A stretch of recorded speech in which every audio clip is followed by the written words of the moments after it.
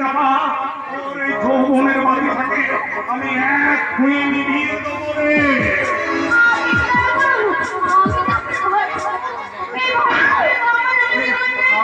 আমি উত্তেজিত হয়েছি, আমার যে আর কিছু করার নেই। তোমাকে না আমি অনেক খারাপ হয়ে যাবো, আমার অবস্থা খারাপ হয়ে যাবে। তুমি আমার অনেক কিছু জেনে গেছো। এরপর তুমি আমাকে পাঠাবে,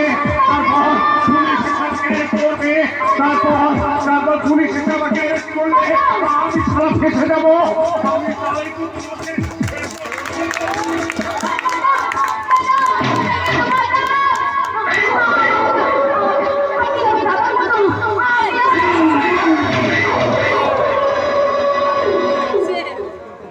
কি বললি দাদা? দাদা সরকার ঘুরলেন ঘুরতে পারি ভাই বলে দ্বিতীয় বলে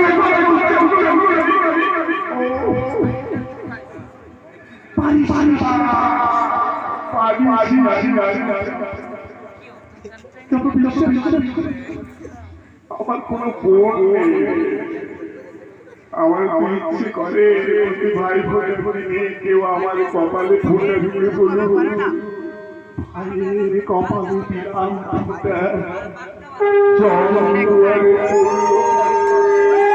আমার তো আরো ইচ্ছে করে কেউ রাখি পুড়িয়ে ফেলবি না, আমার হাতে রাখি পুড়িয়ে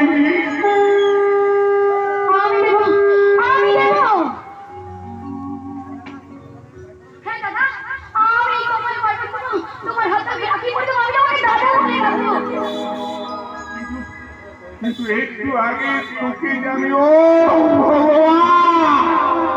এবার সারা সত্যি সত্যি এসে গেল। তোমার অনুশোচনায় তোমার শাস্তি।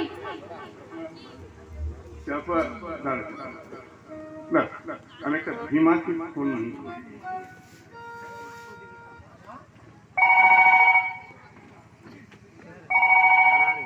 Hello sir.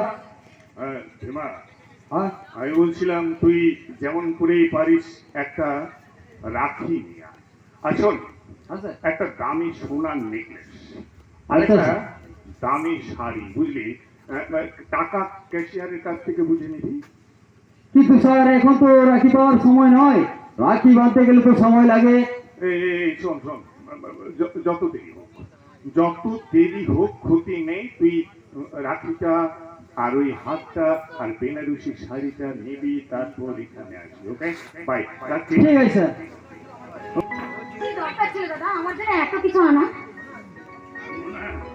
তুই যে আমার ছোট বোন রে। না না না, এখন প্রণাম করিস না, এখন প্রণাম করিস না। ভীমা আসবে, রাখি নিয়ে আসবে, তুই আমার হাতে রাখি পরাবি, বেনারসি শাড়ি পরে আসবি, তারপর আমাকে প্রণাম করবি। আমি সেই সময় তোকে প্রাণ ভরে আশীর্বাদ করব। তাই হবে, আমি বরং তখনই তোমাকে প্রণাম করবো আর আমার জীবনের আর সুধীর হবে। এখন আমরা দুজনে কি করবো বলতো? তাহলে ততক্ষণ তুই আমার বোন নয়, আমি তোর দাদা। তার মানে তুই আমার বাগান বাড়ির রক্ষিতা।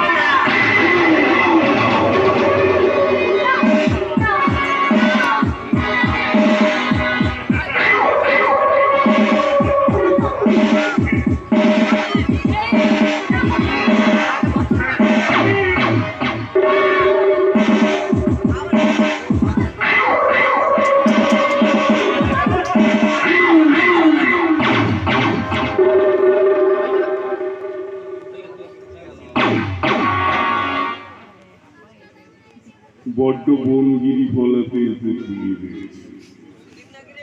এই জানোয়ারটার বোন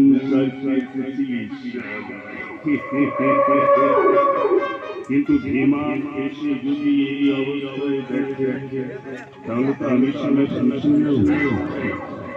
আমি যখন হাত দিয়েছিলাম তখন দূর থেকে লক্ষ্য করেছিলাম একটা বাচ্চা ছেলে ছুটে চলে গেল।